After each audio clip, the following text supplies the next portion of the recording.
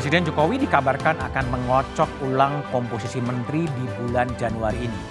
Tak hanya sekali Jokowi menyinggung soal ini, Presiden Jokowi disebut bakal mengganti menteri yang berasal dari partai anggota koalisi yang jalan sendiri. Benarkah kinerja yang menjadi alasan atau karena beda garis politik semata? Lalu siapakah menteri yang akan diganti? Dan bagaimana nasib masa depan koalisi partai pendukung Jokowi? Inilah Satu Meja The Forum, pecah kongsi, menteri diganti.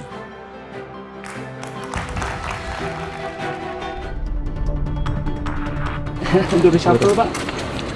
Besok.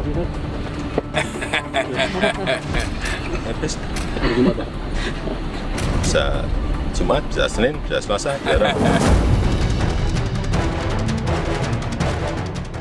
Partai Nasdem yang sudah mendahului mendeklarasikan calon presidennya. Kalau memang gentle betul seperti itu, gitu ya, akan lebih baik. Itu menteri-menterinya lebih baik mengundurkan diri. Jangan sampai ada presiden mendadak di Republik ini, presiden dadakan yang mencoba berasumsi dirinya sebagai presiden atau mempengaruhi presiden, ya. Mempengaruhi presidential rights, prerogatif presidential rights presiden. Jangan.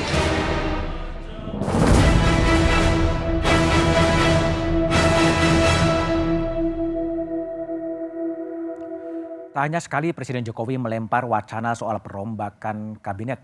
Namun tak ada yang tahu dan pasti apakah reshuffle kabinet semata-mata digunakan untuk memperbaiki kinerja kabinet atau sekadar kejengkelan politik semata. Itulah tema yang akan saya bahas, pecah kongsi menteri diganti dengan sejumlah narasumber yang telah hadir di studio. Dari ujung sebelah kanan Yunarto Wijaya, Direktur Eksekutif Carta Politika. Malam Mas Toto. Malam. Di sebelah kanan saya ada Ketua DPP Partai Nasdem Sugeng Suparwoto. Malam Sugeng. Di sebelah kiri saya ada Eriko Sotarduga, Ketua DPP PDI Perjuangan. Assalamualaikum. Waalaikumsalam. Dan di ujung sebelah kiri ada Amiruddin Ma'ruf, staf khusus Presiden Republik Indonesia. Malam Mas Amin. Malam, Mas. Kita coba lihat terlebih dahulu paket yang telah disiapkan oleh tim Satu Meja. Kabar perombakan kabinet makin santer terdengar. Sudah 4 kali Presiden melempar sinyal akan melakukan reshuffle terhadap menterinya. Pada 13 Oktober 2022, saat meninjau proyek kereta cepat Jakarta-Bandung, Jokowi mengeluarkan pernyataan terkait isu perombakan kabinet. Karena selalu ada, pelaksanaan nanti diputuskan. Saat kunjungan kerja di Bogor pada 23 Desember 2022, Jokowi juga berkomentar tentang pergantian menteri. Mungkin ada lagi reshuffle, Pak, di ujung jabatan. Mungkin. Awal tahun 2023, isu perombakan kabinet makin nyaring terdengar. Saat meninjau pasar Tanah Abang di Jakarta Pusat, Jokowi angkat bicara. Reshuffle lagi Pak, udah awal tahun. Jadi Pak, Kemarin kan? Keluarnya. Ditunggu aja. Terbaru, dalam kunjungan kerja ke Riau pada 5 Januari lalu, Jokowi kembali menjawab pertanyaan soal pergantian menteri. Besok.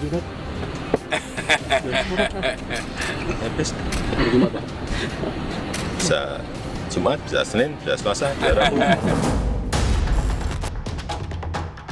Dorongan perombakan kabinet dari partai pengusung juga kian kuat. Hubungan dua partai koalisi yang mengawal pemerintahan PDIP dan Nasdem terlihat makin tak harmonis. Ketua DPP PDIP Jarod Saiful Hidayat meminta Jokowi mengganti menteri dari Nasdem. Menteri dari Partai Nasdem layak diganti karena kinerjanya disebut tak sesuai target. Pendeklarasian calon presiden dari Nasdem juga membuat PDIP meminta Nasdem meninggalkan koalisi saat ini.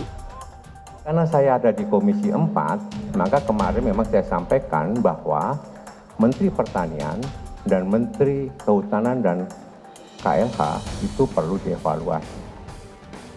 Terkait misalnya, kita sudah berusaha ya menjadi negara yang bersuasembada pangan. Kita ingin membangun kedaulatan pangan. Tapi ternyata produksi masih tidak mencukupi. Juga terkait dengan Partai Nasdem yang sudah mendahului mendeklarasikan calon presidennya. Ya, ini juga menjadi catatan. Isu pergantian menteri berhembus kian kuat. Lantas, kapan Presiden akan merombak kabinet? Benarkah karena kinerja yang buruk atau sikap politik jadi penyebabnya?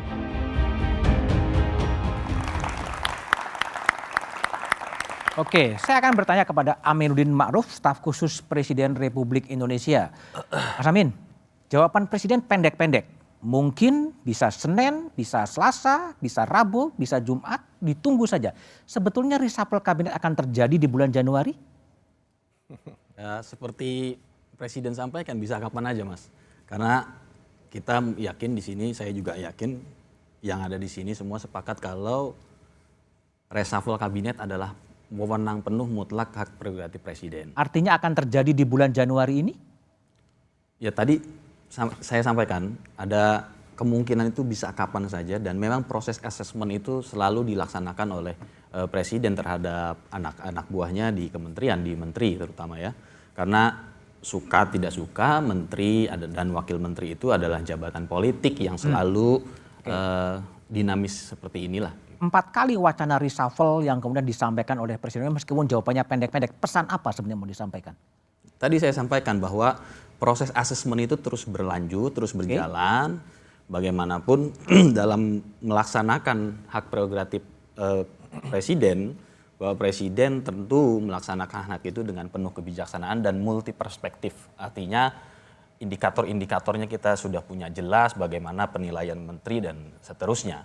Oke, jadi pertimbangan Presiden akan merombak kabinetnya semata-mata karena memang kinerja dari menteri-menteri yang dinilai atau karena pertimbangan-pertimbangan politik lain? Dua-duanya, Mas. Dua-duanya itu apa? Ya tadi ada pertimbangan kinerja programatik dan tentunya ada juga pertimbangan politik karena menteri dan wakil menteri adalah jabatan politik, Mas. Oke. Selain mendukung yang sifatnya kinerja programatik disesuai kementerian masing-masing, menteri itu adalah jabatan politik yang harus memperkuat visi misi dari presiden. Oke, baik. Bung Eriko Sotarduga, Ketua DPP PDI Perjuangan. Ya, Mas Budi. Bagaimana Anda melihat wacana reshuffle yang 4 kali muncul diucapkan oleh Presiden dan juga disampaikan oleh politisi PDI Perjuangan sebetulnya? Sebenarnya tidak ada yang aneh dalam hal Nggak ada yang aneh? Tidak ada. Karena begini, menurut kami apa yang disampaikan Mas Amin tadi ada tambahan satu lagi. Bukan hanya soal kinerja dan dari sudut politik saja. Ada satu lagi. Apa ini itu? bukan karena PDI Perjuangan 3 hal ini ya. Serius Mas Budi. Apa itu? Ketiga itu masalah hukum. Hukum? Ya kan bisa reshuffle karena soal hukum. Oh, Kan begitu. ada Jadi ya? ada soal kinerja, ada soal politik. Artinya dan Anda ada mengindikasikan ada... Saya tidak ada menyampaikan seperti itu, tapi kan penyebabnya Oh, bisa terjadi emang ada reshuffle yang karena terkait itu. masalah hukum? Saya enggak tahu kalau soal hukum, tapi kalau soal kinerja, Enggak tahu tadi diomongnya ada masalah hukum. saya katakan inilah penyebab yang bisa orang direshuffle. Oke. Nah, tapi yang saya tahu kinerja dan dari sudut politik itu pasti. Nah, pertama dari kinerja, tadi sudah disampaikan Mas Jarod. Bayangkan nih Mas Budiman, katanya akan ekspor beras ke China. Oke. Kurang lebih 200.000 ton. Yang ada sekarang import beras ke Indonesia, baru masuk 200.000 ton. Oke. Mas Budiman, andaikan ini terjadi, tidak diantisipasi dengan baik, bayangkan rakyat Indonesia yang akan mengalaminya. Pertama, inflasi yang tinggi. Kedua, kekurangan bahan pangan. Oke. Nah, itu bukankah suatu hal yang sangat fatal? Itu yang kemudian harus ada reshuffle tadi. Banyak hal lagi. Kalau kita mau kaji di sini, nanti bisa ditanyakan dengan Komisi 4. Belum yang lingkungan hidup. Bahwa ada tanah perum perhutani yang 2,4 juta hektar setengah ditarik ke KLHK. Oke. Nah, ini ada hal apa? Oke, baik, Kan? baik. Batas-batas perkebunan dan batas-batas tambang. Tadi kita diskusi juga dengan Mas Sugeng tadi sebelum acara ini. Itu juga tidak jelas. Oke. Ini akan menimbulkan masalah di kemudian hari. Oke. Nah, jadi kalau dari segi kinerja itu sudah pasti penilaian di Komisi 4. Silakan ditanyakan teman-teman hasil rapatnya. Kedua, soal politik. Sekarang begini Mas Budiman. Mau mencari antitesa, apa maksudnya? Antitesa. Kan begitu. Nah, sekarang sudah menyatakan ini. Kalau ini memang serius, kenapa tidak dijadikan saja? Dan sebenarnya apa masalahnya dengan mundur dari kabinet? Oke, baik. Kami pernah baik. mengalami jadi oposisi, Mas. Oke. Wajar-wajar saja. Bahkan Enak setelah oposisi oposisi menang. Oke, Sugeng, ini gimana sebetulnya Anda lihat sinyal reshuffle yang berulang kali disampaikan oleh Presiden dan diperkuat oleh Eriko tadi, gimana Anda lihat? Nampaknya argumentasi sudah disiapkan. Sudah disiapkan. Kontra argumentasinya Anda apa? Ya begini ya, bahwa sekali lagi kita bukan ini kok normatif begitu, tapi memang itu faktanya. Ini hak prerogatif Presiden. Ya. Yang berhak menilai adalah Presiden. Ingat, Presiden melantik dan memberhentikan menteri, itu Presiden. Jadi memang hak prerogatif Presiden. Bagi kami sekali lagi, tidak ada masalah sedikit pun kalau toh atas kebutuhan, atas penilaian, atas dan sebagainya, Presiden lantas memutuskan untuk direshuffle, yang itu notabene adalah menteri dari Nasdem, sekali lagi tidak menjadi masalah apa-apa secara politik. Tidak ada masalah apapun? Tidak ada masalah apapun. Oke. Betul, dan kami akan tetap mendukung Pak Jokowi sampai tahun 2024. Catat itu. Jadi tidak ada keberatan apapun seandainya menteri Nasdem di reshuffle? Sekali lagi tidak ada keberatan. Hanya langkah politik lanjutnya harus kita nggak tahu ya? Ya, bukan. Tetap akan mendukung, sekali lagi, meskipun Nasdem di reshuffle. Ini resmi ini. Resmi ya? Pernyataan resmi. Dari Ketua DPP Partai Nasdem? Ya, dan ini atas sepengetahuan Ketua Umum, saya katakan. Sudah sepersetujuan? Ya, sudah persetujuan Ketua. Kalau toh Nasdem di reshuffle, Nasdem akan tetap bersama Jokowi menuntaskan sampai tahun 2024. Dengan berbagai konsekuensi yang harus ditanggung. Tanpa reserve apapun? Tanpa reserve apapun. Mungkin unik, mungkin aneh, mungkin inilah etik politik yang sedang kami bangun. Ingat, konstitusi memerintahkan, konstitusi jelas. Calon presiden dan wakil presiden dicalonkan adalah partai politik dan gabungan partai politik. Dan dari awal Nasdem lah yang mencalonkan Pak Jokowi. Amin. Maka bertanggung jawab juga secara moral dan etik untuk mengantar suksesnya seorang Jokowi. Nah gitu loh. Meskipun menterinya di reshuffle. Meskipun menterinya di reshuffle. Ini pernyataan resmi. Harus ditegaskan pernyataan resmi dari DPP Partai Nasdem. Toto, jadi Toto lihat ini perombakan kabinet di awal-awal tahun politik sebetulnya apa sih yang terjadi? Saya sekaligus klarifikasi gini, Mas. Munculnya ini 23 Desember. Kenapa saya harus merasa klarifikasi? Sehari sebelumnya itu ada rilis survei Carta Politika. Dan kalau dilihat rekaman lengkap, Presiden ditanyakan bagaimana respon terhadap survei Carta Politika. Kenapa harus saya klarifikasi? Setelah itu banyak beberapa petinggi partai itu nelfon saya, nanya, ini survei settingan Presiden atau bukan? Misalnya untuk nendang seseorang atau partai tertentu. Ini survei yang berisi soal kesetujuan soal reshuffle? Surveinya itu sebetulnya berbicara mengenai banyak hal. Approval rating, berbagai macam sektor, termasuk mengenai reshuffle. Apakah baru sekarang ditanyakan? Tidak. Dalam 6 kali rilis kita, ini selalu ditanyakan. Tetapi kenapa jadi menarik perhatian publik dan wartawan dan ditanyakan kepada Presiden? Karena memang harus diakui ada momen terkait dengan isu mengenai keluarnya Nasdem atau tidak. Jadi dikaitkan secara politik. Dan saat itu doorstop loh. Jadi kalau saya mau berspekulasi, pertama dilihat dari momen, bukan Pak Jokowi yang memulai. Carta Politika yang memulai? Bukan. Bukan juga? Wartawan melakukan doorstop dan tidak mungkin untuk tidak ditanya. Karena Carta sudah menanyakan ini 6 kali dan 6 kali dirilis. Wartawan baru kali ini menanyakan ke Pak Jokowi. Itu yang pertama. Jadi saya sih sebenarnya belum melihat ada indikasi kuat Pak Jokowi sedang mengeluarkan sebuah sinyalemen politik untuk reshuffle. Itu pertama. Yang kedua, saya konsisten menyatakan catatan kritis buat pihak-pihak yang kita bahas di sini. Pak Jokowi simple. Bagaimana reshuffle harus tetap diartikan tata ulang kinerja. Bahwa bobotnya ada politik, ada variabel lain, tentu saja itu menjadi hak prerogatif Presiden. Tapi jangan sampai hanya pada bobot politik semata. Karena bukan tata ulang koalisi, arti dari reshuffle. Yang kedua, catatan kritis buat teman-teman PDI Perjuangan yang berani belak-belakan berbicara mengenai misalnya 2 menteri dan sikap politik Nasdem adalah saya harapkan ini tidak bobotnya lebih berat kepada sekedar perbedaan sikap politik. Kalau mau masuk ke dalam definisi mengenai tata ulang kinerja, lanjutkan narasi yang Mas Jarod sudah sebutkan sebagai Komisi 4. Kalau memang buruk 2 menteri tersebut, lakukan itu dalam sebuah diskusi yang kemudian ketika diganti pun bobot harus lebih baik. Ada, tapi kualitas dari perbaikan kinerja juga ada. Itu catatan kritis buat ini. Yang terakhir buat teman-teman Nasdem, saya sudah sering mengulang dan saya pernah sampaikan ini ke Bang Surya Paloh langsung sehari sebelum deklarasi Mas Anies. Saya terbuka menyatakan persoalannya bukan Anies. Menurut saya akan menimbulkan polemik adalah kalau kemudian nanti ada rencana deklarasi atau koalisi dilakukan dengan 2 partai oposisi. Kalau itu dilakukan, artinya Nasdem sudah memilih bergabung dengan dua partai yang memiliki cara pandang berbeda tentang negara. Dan kita sudah punya pengalaman empiris pada tahun 2018, PAN melakukan itu dan PAN mundurkan diri. Oke, itu fatsun ya. Tapi ada juga pertanyaan Bung Amin, apa betul sih kemudian menteri-menteri dari Nasdem yang disebut-sebut udah dipanggil oleh Presiden Jokowi, tapi jawabannya setelah jeda berikut ini.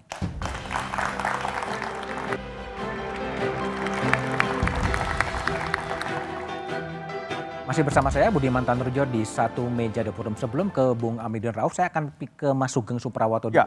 Tadi Yunarto memberikan contoh 2018 PAN kemudian memilih untuk mundur dari kabinet. Apakah itu ada kemungkinan dilakukan oleh Nasdem? Sekali lagi tidak. Tidak. Itu artinya apa? Secara moral dan etik kita melakukan politik yang tidak baik. Kenapa demikian? Ingat, yang mencalonkan itu adalah Nasdem. Maka Nasdem bertanggung jawab sampai tuntas tugasnya Jokowi di tahun 2024. Itu bukan karena, catat, bukan karena kita mau menjilat kekuasaan. Tidak.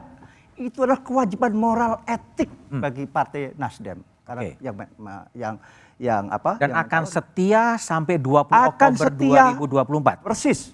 Banyak sekali godaan hari-hari ini yang godaan artinya apa? Ya kita mau dijorokin agar keluar dan sebagainya, sehingga bisa saja kan dengan emosional atau apa. Tidak kami itu. Kami sadar betul memang ini langkah seolah-olah tidak biasa. Tapi kita harus justru membiasakan langkah-langkah yang moral, etik yang benar. Tidak akan mundur, tapi kalau kemudian di reshuffle ya monggo-monggo saja. Monggo saja. Monggo. Tetap kita akan mensukseskan Jokowi sampai tahun 2024. Oktober 2024. Sampai apa yang disampaikan Yunarto misalnya. Loh, tapi PDIP baiknya mundur aja lah. Itu lagi-lagi mundur dalam pengertian koalisi. Oh tidak kami. Mundur sebagai menteri aja keluar. Oh itu sekali lagi, itu kan presiden yang tidak akan mundur, tapi kalau dimundurkan monggo. Monggo. Bung Eriko, jadi gimana?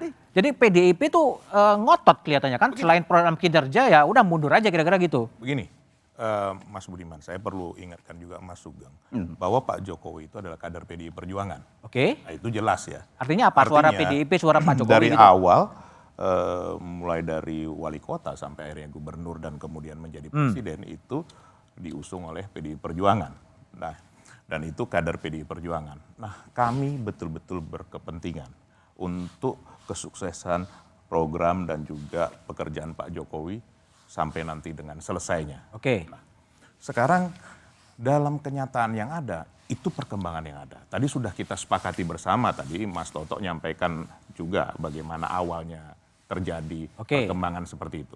Kan tadi saya sudah sampaikan di awal bahwa ada penyebabnya, baik itu kinerja, politik, ataupun bisa saja hukum. Kan seperti itu. Nah, sekarang unsur-unsur ini, kinerja ini sudah ada. Tapi sekali lagi Mas, bahwa ini sepenuhnya hak dan kewenangan Bapak Presiden Jokowi. Tapi kan PDIP mendesak-desak agar dirombak kabinetnya atau kemudian menteri-menteri Nasdem itu mundur. Emang PDIP udah menyiapkan kader? Begini, kan sudah ditanyakan oleh rekan-rekan media sehingga dijawab oleh Mas Jarod bahwa memang dasarnya ada. Dari sudut kinerja juga jelas. Tapi ada satu yang menarik Mas Budiman hari ini. Saya tadi baca di mana itu bahwa ada pernyataan yang menyampaikan bahwa kalau ngotot nanti misalnya AHY atau dari koalisi ini, artinya kalau ini koalisi tidak terjadi. Nah, jangan-jangan kalau ini tadi menjawab apa yang disampaikan AHY dengan reshuffle? Jangan-jangan ini nanti mungkin bisa saja tidak terjadi hal ini dan kembali balik badan bisa juga. Saya tidak tahu apakah nanti Nasdem nanti kembali lagi tidak mencalonkan yang sekarang sudah dicalonkan. Kan itu perkembangan yang menarik juga. Seperti itu. Itu kalau saya melihat Mas. Tapi sekali lagi, bahwa unsur-unsur ini sudah terpenuhi. Tinggal sekarang Bapak Presiden Jokowi, dan tadi sudah dijawab Mas Amin. Besok itu terserah Pak Jokowi. Mau minggu depan, mau akhir Januari, mau Februari. Itu kan kepentingan beliau sebagai presiden yang mengomandoi seluruh menteri-menterinya. Kalau soal pergantian Mas, sama siapa saja monggo. Kan begitu. Yang punya kemampuan tentunya. Jangan nanti problem yang sama terjadi lagi. Baik. Mas Amin, jadi sejauh mana sih dinamika di internal istana? Apakah betul sudah ada pemanggilan, sudah ada menulis kira-kira siapa yang mengganti siapa dan lain sebagainya gitu? Saya rasa belum sejauh itu, Mas. Tapi prinsipnya adalah ada atau tidak ada reshuffle, pasti kebijaksanaan presiden itu dengan multi perspektif. Ya. Hak prerogatif presiden itu adalah berdiri sendiri, tapi dilaksanakan sekali lagi. Pak Jokowi ini orang Jawa penuh, tadi Mas Sugeng juga sudah sampaikan moral, etik, politik selalu dijunjung tinggi oleh presiden bahwa kalaupun ada dan tidak ada reshuffle, itu murni pertimbangan presiden dengan kebutuhan pemerintahan yang beliau pimpin dan juga kebutuhan bangsa dan negara kita. Ya. Oke, jadi kalau kembali ke Toto, itu sebenarnya kalau Anda lihat ya, kan carta politik kan juga menanyakan kepada publik ya, bahwa persetujuan untuk reshuffle kabinet atau tidak, 61 ya kira-kira yang menyetujui reshuffle kabinet. Itu karena problem apa sebetulnya? Saya tidak menanyakan lebih lanjut ya, tetapi memang awal mula temuannya yang menarik adalah ada gap antara kepuasan kepada presiden yang sudah menembus angka di atas 70% dengan kepuasan terhadap kementerian yang gapnya sekitar 11-12%. Lalu kita tanyakan lebih lanjut apakah setuju dengan reshuffle atau tidak, ternyata korelasinya linear juga. Gap ketidakpuasan itu kemudian berlanjut dengan persetujuan terhadap reshuffle. Saya harus jelaskan, saya termasuk yang tidak sepakat kalau pertanyaan nama-nama mana kementerian yang paling memuaskan tidak, itu bisa ditanyakan di survei. Itu nggak fair. Karena biasanya akan bias popularitas. Yang tingkat kepuasannya tinggi itu biasa adalah nama-nama yang populer, capres, lagi pengen jadi atau pernah nyapres dan lain-lain. Nah, jadi survei Anda itu kan umum ya, bahwa apakah karena memang setuju rilisnya itu tidak khusus mengenai reshuffle. Dan kita pernah 5 kali sebelumnya merilis hal tersebut, tapi buat wartawan tidak menarik. Tidak menarik. Setelah kejadian Nasdem deklarasi menjadi menarik. Artinya yang saya ingin katakan Mas Budiman, kita nggak bisa nafikan kok. Unsur politiknya sangat kuat. Apakah tidak ada hak kemudian buat presiden menggunakan alasan politik dengan bobot lebih berat?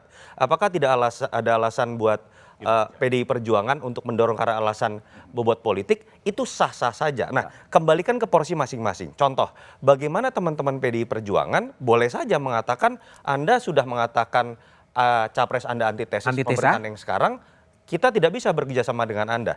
Tapi jangan kurangi bobot kualitas reshuffle-nya.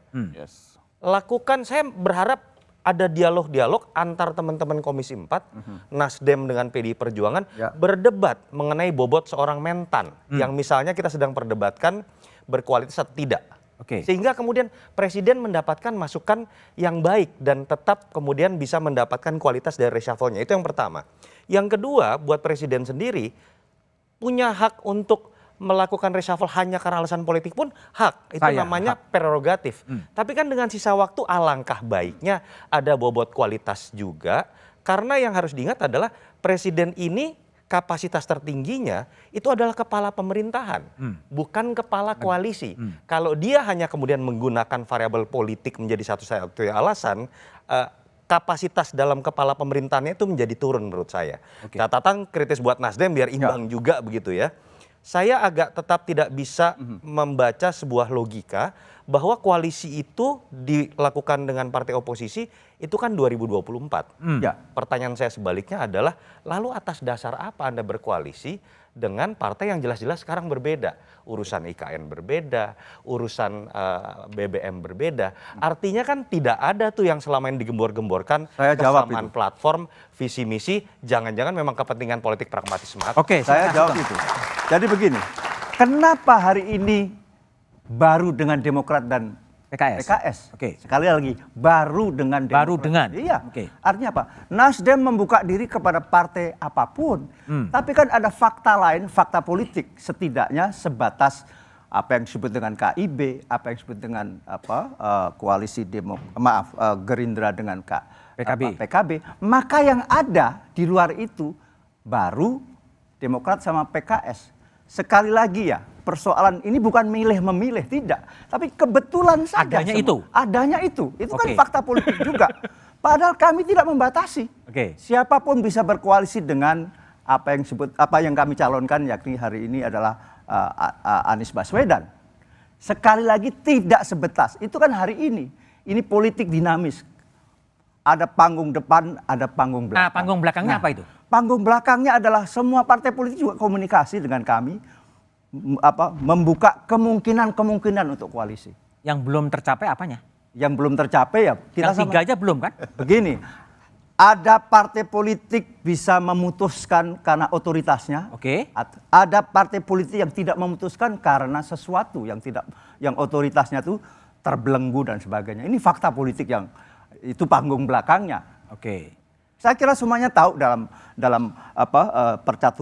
percaturan hari. Ada partai politik yang tidak punya otoritas bahkan untuk memutuskan keputusannya hari ini. Tapi gini, Geng, kalau tadi surveinya Toto itu kan 61,8% setuju reshuffle kabinet kan umum ini. Umum sifatnya. Tapi kenapa Nasdem yang kemudian diarah? Nah, itu yang tidak. Kalau menurut Anda apa? Kalau tadi kan mengevaluasi misalnya Komisi 4.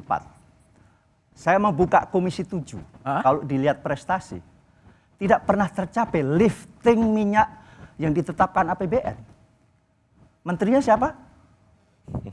Oke. ESDM, PDI. Tapi kami itulah bagian yang tetap mau kenapa. Tapi kita tidak menjadi alat politik, alat legitimasi. Tidak. Oke. Ya. Dalam konteks reshuffle, dalam konteks prestasi. Lifting minyak ditargetkan APBN tahun 2022 misalnya adalah 703.000 barrel per day. Jadi ada yang juga tidak perform kira-kira sangat begitu ya? Kalau diukur dari sekedar kinerja. Oke, jadi lebih alasan politik ya? Kan tadi dengan argumentasi kinerja.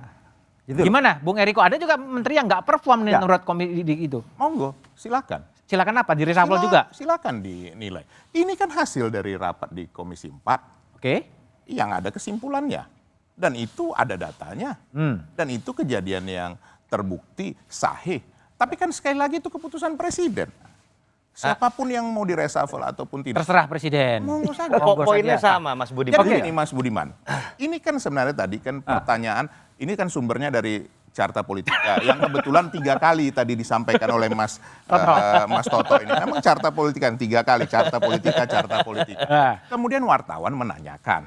Wartawan juga? Ya, kepada kami. Yang goreng wartawan juga gitu? Sah-sah saja. Media kan salah satu juga pilar demokrasi. Tidak ada yang salah dalam hal itu. Nah ditanyakan, dijawab oleh Mas Jarod bahwa kinerjanya memang tidak baik. Oke. Itu nyata. Lah kalau Mas Sugeng monggo saja kalau Komisi 7 mau mengevaluasi silakan saja. Karena kami merasa menjadi bagian dari koalisi, justru ini kita perbaiki terus. Nah, saya agak berbeda, Mas. Menurut saya malah apa yang kita lihat dalam perdebatan hari ini, ada PDI Perjuangan yang membuka data Komisi 4 versi anggota PDIP. Mas Sugeng sedikit tadi kemudian melontarkan terkait pandangannya mengenai kekurangan Menteri ESDM begitu ya. Yang betul konsep check and balances itu seperti ini. Jangan-jangan yang selama ini salah adalah ketika 2 partai ini atau semua partai jangan-jangan mendefinisikan bahwa selama kita kong kali kong dan satu sikap politik, kita nggak usah check and balances. Cincai aja ini yang benar, ini yang kita harapkan dalam konteks demokrasi sebenarnya.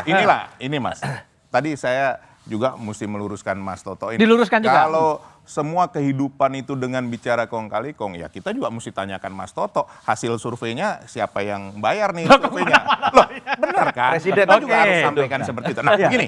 Oke, sebentar. Tapi menariknya adalah kira-kira gimana nih apa koalisi Nasdem dan PDIP dalam pemerintahan Presiden Jokowi? Tapi jawabannya setelah jeda berikut ini.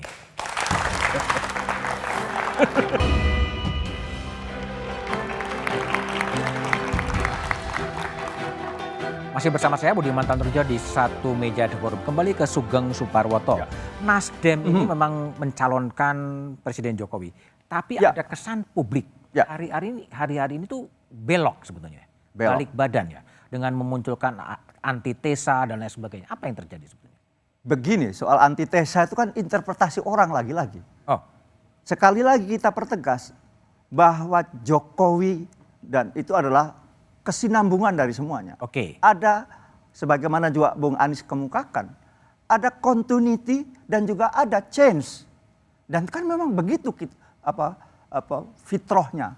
Ini kan mengandaikan dialektikanya Hegel ya. Ada tesa, antitesa, maka timbul tesa baru, maka nanti dan seterusnya. Tapi fakta tidak dalam konteks itu. Tapi dalam fakta politik kan mengatakan sejak Nasdem kemudian mendeklarasikan Mas Anies sebagai baca pres 2024, langkah-langkah fraksi DPR Nasdem berbeda ya? Kak? Tidak sama sekali. Sama sekali tidak berbeda. Silahkan sebut di mana bedanya. Banyak hal keputusan-keputusan strategis justru Nasdem tetap di depan. Soal pendanaan IKN misalnya, kan Nasdem nggak mau sebenarnya ikut. Di mana nggak maunya? Kita tetap ikut mendukung, itu sudah menjadi undang-undang kok. Sama sekali nggak mengkoreksi apapun soal IKN. Yang menggunakan dana dari APBN dan lain sebagainya itu? Tetap kan itu di APBN sudah diketok. Artinya apa? Persetujuan masing-masing fraksi dan komisi sebagaimana penyusunan kita APBN itu masuk, kita sudah se-enjoy di APBN tahun 2023. Sudah disahkan, seluruh fraksi sudah mendukung. Tidak ada perubahan apapun. Tidak ada perubahan apapun. Tapi gimana? Kalau Eriko lihat, Sekjen PDI Perjuangan Hasto Kristianto mengatakan sejak deklarasi itu ada perubahan perilaku politik, sikap politik dari Nasdem di DPR yang mengganggu soliditas dari partai koalisi pemerintahan di parlemen. Gimana Anda lihat? Itulah yang saya sampaikan tadi sebenarnya Mas Budiman. Kalau yang disampaikan Sekjen itu, perubahan itu pasti ada. Perubahan dari Nasdem? Tetapi misalnya apa sih? dikatakan sampai signifikan betul, sampai misalnya apa yang menolak total itu tidak ada. Tidak ada. Tapi terlihat itu perubahan-perubahan. Sebenarnya begini, simpel saja sebenarnya. Makanya kenapa tadi saya sampaikan juga di awal bahwa sebenarnya sikap seperti Nasdem ini hal yang biasa. Biasanya kenapa Mas Budiman? Ya, biasa juga kelihatan agak agresif PDIP. Saya ingin mau mengajak kita untuk berpikir secara terbuka ya. Bahwa kan ada market yang juga yang mau dituju. Kan ini partai politik mau menang. Market elektoral ya? Ya, market elektoral. Sekarang begini, ini kalau memilih yang di bagian Bapak Presiden Joko Widodo dan juga nanti keberlanjutannya, itu kan segmentasinya katakanlah let's say 60-70%. Ada segmentasi yang 30% yang masih free. Ini yang sebenarnya mau diambil oleh Nasdem. Hanya saya melihat kenapa itu tidak diwujudkan, kenapa harus tanggung.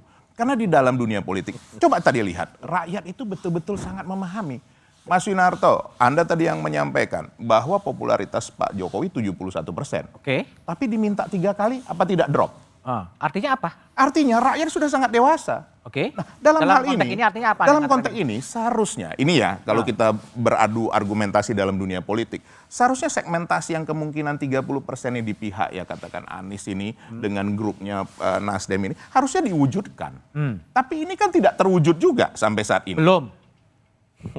Tadi dikatakan calonnya ini tidak disetujui. Ini kan hal-hal yang prinsip. Kan begitu. Tapi ya monggo saja kan politik kan masih dinamis. Nah, tapi sampai saat ini belum terbukti. Jadi ya kalau saya sebenarnya walaupun nama saya Riko Sotarduga, saya tidak mau menduga-duga. Jangan-jangan ini Mas Budiman. Ini langkah Nasdem mau balik arah lagi. Kalau saya lihat ya, tidak berhasil ini akhirnya ya udahlah. Kami gabung lagi. Mungkin lebih di tengah. Anda lihat nggak ada perubahan sikap politik fraksi Partai Nasdem di parlemen sejak deklarasi Anies itu sebetulnya? Salah satu yang sempat memunculkan polemik kan adalah Nasdem termasuk partai yang belakangan menyetujui kesepakatan mengenai IKN dalam rapat resmi DPR. Itu ada catatannya yang pertama. Yang kedua sebenarnya lebih ramai itu bukan dalam sikap DPR atau dalam rapat komisi. Sebetulnya dalam talk show di media ketika bahasannya adalah politik elektoral. Ya, saya kasih contoh saja yang membuat kontroversi. Statement pertama terkait antitesis itu muncul dari orang yang sekarang juga saya tidak tahu apakah masih di Bang Zulfan Lindan ya? Bang Zulfan Lindan. Di situ kemudian muncul perdebatan. Yang kedua salah satunya misalnya dari tafsiran Gus Coy atau Effendi Hoiri yang sempat mengutarakan mengenai IKN ini fantasi. Fantasi? Ya, nah itu kan sementara kita tahu Gus Coy itu jubir. Ketika kemudian berulang-ulang menjadi jubir dan mengeluarkan statement terhadap kebijakan yang strategis, artinya kan bisa dianggap ini pembiaran dari DPP. Jadi menurut saya spekulasinya memang tidak salah juga ketika mengarah kepada perubahan yang ada gitu. Nah pertanyaannya adalah kan sekarang tinggal pilihan antara Nasdem yang akan menyelesaikan polemik ini dengan mengundurkan diri atau Pak Jokowi yang mengambil perannya secara prerogatif untuk kemudian memang melakukan reshuffle, termasuk salah satu fungsinya adalah menyelesaikan polemik ini, tidak juga menjadi beban buat partai lain, tidak juga menjadi beban buat Nasdem. Menyelesaikan polemik dalam tapi dengan catatan jangan sampai peristiwa besar bernama reshuffle yang maknanya adalah tata ulang kinerja itu kemudian tidak dimanfaatkan sebaik-baiknya untuk melakukan perbaikan kinerja tadi. Artinya gini loh, saya sepakat bahwa misalnya Menteri Nasdem karena alasan politik boleh dicopot. Tapi alangkah baiknya ada alasan juga yang menjelaskan bahwa menteri itu tidak baik kinerjanya. Kan harus diimbangi juga dengan logika lain. Artinya kalau ada menteri dari partai lain, walaupun partainya masih loyal, tapi kinerjanya buruk, harusnya kan juga diganti. Tapi Itu Toto loh. lihat kan, memang apakah betul bahwa Nasdem sudah tidak seia sekata dengan koalisi dan Jokowi dan partai koalisi sebenarnya? Sebetulnya kalau kita melihat dalam rapat-rapat, sorry ya teman-teman anggota DPR, mereka tetap bercanda dan biasa saja kok. Biasa saja. Tidak ada perdebatan seperti dalam talk show seperti ini. Tetapi balik lagi, logika saya mengenai bernegara, saya tetap tidak masuk. Bicara berkoalisi dengan dua partai oposisi yang hampir selalu menyatakan berbeda dalam berbagai kebijakan strategis Jokowi, lalu kemudian sekarang berkomunikasi paling intens, di sisi lain kemudian mengatakan kami tetap fokus pada menjaga pemerintahan Jokowi. Itu tidak mudah dilakukan. Tidak mudah. Seberapa sulit? Mudah kok itu semua. Mudah. Betul. Kita ini menjawab apa yang disampaikan Toto, apakah nggak mungkin? Sangat mungkin. Sangat Kami mungkin. di tim kecil, kebetulan saya masuk tim kecil, membahas tentang calon presiden kita di tahun 2024 ke sana. Bahwa hari-hari ini dalam konteks pemerintahan Jokowi Ma'ruf Amin, kita betul-betul diametral beda kita dengan misalnya PKS dengan Demokrat, hal-hal tertentu. Satu contoh yang sangat strategis adalah kenaikan BBM misalnya. Itu betul-betul diametral gitu, dan itu kita tunjukkan, bahkan dalam titik-titik tertentu menjadi aneh kami ini gitu. Kenapa? Karena partai pendukung lain cukup setuju ketika penaikan itu, tetapi begitu ke publik malah menjawab lain. Kita bisa memberi contoh lah gitu. Tapi kan nggak perlu juga diungkap. Nggak perlu juga ya. Lah ya itulah, kan aneh itu. Kami yang, mohon maaf, saya sebagai Ketua Komisi 7 bahkan menjadi juru bicara pemerintah dalam hal ini tentang kenaikan BBM misalnya. Kenapa? Karena kita melihat politik dan ekonomi harus kita dudukkan pada realitas yang rasional. Meskipun ada afirmatif. Pertanyaannya kalau diametral ngapain koalisi? Untuk tahun 2024 pertama. Kedua, adanya hanya itu. Adanya hanya itu. Adanya hanya itu. Agak sedih juga sih kalau alasan koalisi karena adanya hanya itu. Bukan. Ini Ya, bicara kebetulan yang lain juga 2024. sudah dikunci ya? Dikunci. Oke, baik. Kita kan tahu juga panggung belakangnya Bapak yang lain dikunci. Saya pertanyaan untuk Mas Amin ya, dengan berbagai dinamika dan politik yang ada, sebetulnya kapan sih menunggu momen apa lagi bagi Pak Jokowi untuk kemudian merombak kabinet? Tapi jawabannya setelah jeda berikut ini.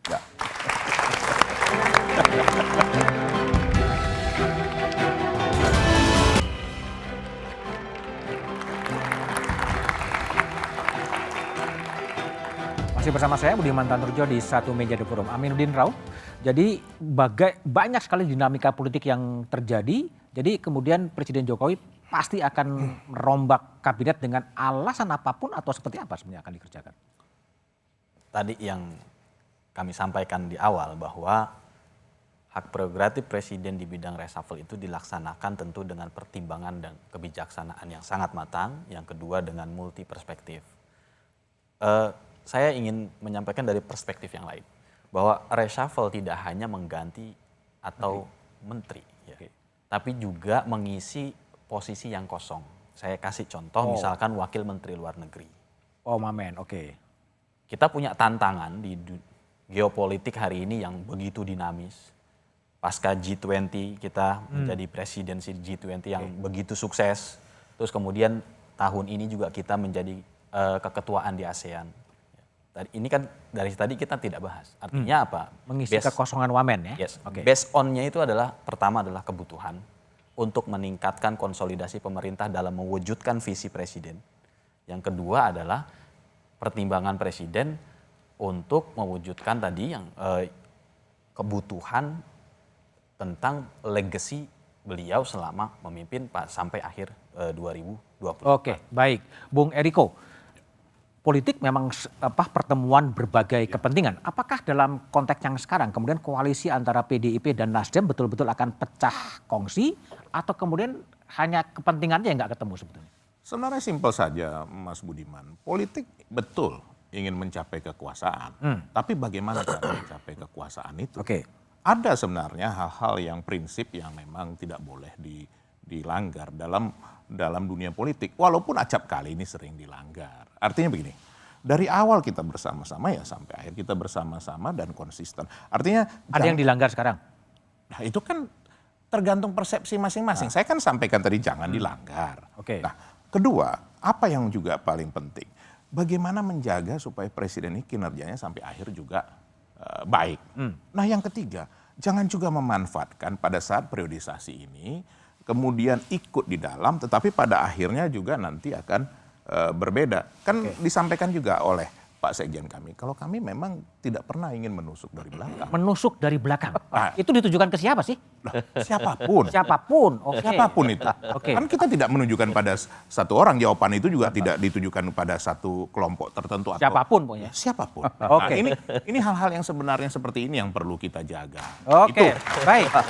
Sugeng, menusuk dari belakang itu dialamatkan kepada siapa kalau dalam bacaan Anda? Marilah kita jaga suasana dan momentum. Ada momentum ini. Kenapa? Momentum ini sedang momentum bagus. Kenapa? Krisis dunia yang diperkirakan dalam ternyata tidak sedalam yang kita khawatirkan. Berbagai analisis terakhir, IMF dan sebagainya menyatakan. Dan alhamdulillah dari momentum yang kita jaga dengan baik, Indonesia tetap tumbuh. Tapi bahkan menjadi betul nggak sih pengharapan. sinyalemen yang ditujukan menusuk dari belakang itu Nasdem? Itulah makanya, janganlah menginterpretasikan sesuatu yang membuat suasana justru tidak kondusif. Tapi Anda merasa menusuk dari belakang? Sangat tidak. Dan tidak ada niat sedikit pun untuk menusuk. Wong ini presiden yang kita calonkan. Bagaimana kita itu mengkhianati apa yang sudah kita sampaikan seperti tadi. Ada kewajiban moral dan etik untuk mensukseskan. Sekali lagi. Setia tidak sampai garis akhir ya? Justru mensukseskan sampai tahun 2024. Tetapi Nasdem juga punya hak moral dan etik dan konstitusi untuk mencalonkan siapapun pemimpin nasional, karena salah satu tugas partai politik adalah rekrutmen kepemimpinan. Untuk kapan? Untuk pasca tahun 2024. Pasca 2024 itu 14 Februari ya? Pasca presiden ini mengakhiri tugas dan tanggung jawab. Itu firm bagi kami. Baik. Yunarto Wijaya. Jadi gimana Anda lihat panas dingin hubungan PDIP dan Nasdem baik sebelum 14 Februari maupun sekarang ini gimana sebenarnya? Diselesaikannya gimana agar pemerintah tetap bisa berjalan dengan cukup baik? Isu ini bukan pertama kali. Kita nggak bisa berpura-pura ya. Rumor terkait panas dinginnya hubungan Nasdem dengan PDIP Perjuangan ada banyak sekali kronologi yang bisa kita diskusikan.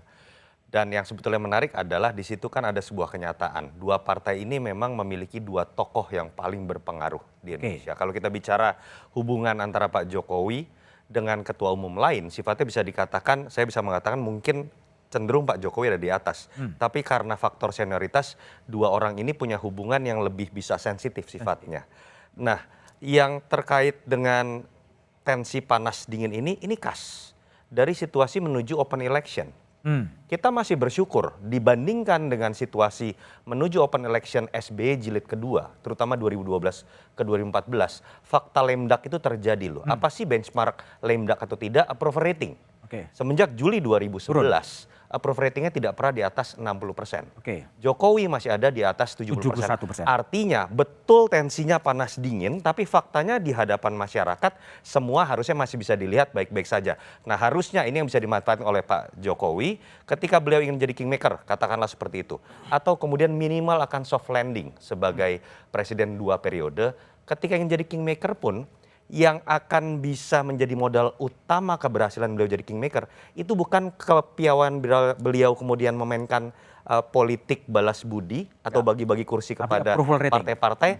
Kalau approval ratingnya tinggi dan itu hanya bisa dilakukan melalui kinerja, itu sudah menjadi modal lebih dari cukup. Baik, Yunarto Wijaya, Sugeng, Eriko, dan Aminuddin Rauf. Isu reshuffle kabinet telah ikut menghangatkan suhu politik di tahun politik. Karena mengganti menteri adalah hak Presiden Jokowi, biarlah Presiden Jokowi menilai apakah kabinet mau dirombak atau tidak. Publik hanya berharap agar tugas konstitusi menyejahterakan rakyat dan menghadirkan keadilan bisa dipenuhi. Demikian Satu Meja The Forum malam ini, sampai jumpa pekan depan. Selamat malam dan terima kasih.